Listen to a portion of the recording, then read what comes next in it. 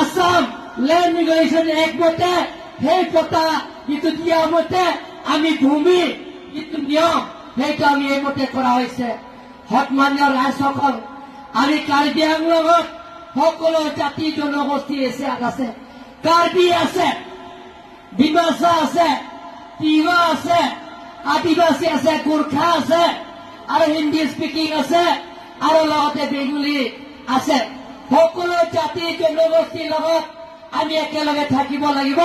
কাৰ্বি আংলঙত আমি স্থায়ী শান্তি আনিব লাগিব।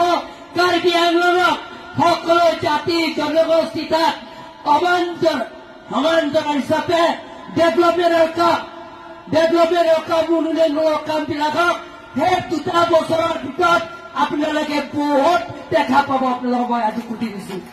সন্মান্য ইয়াত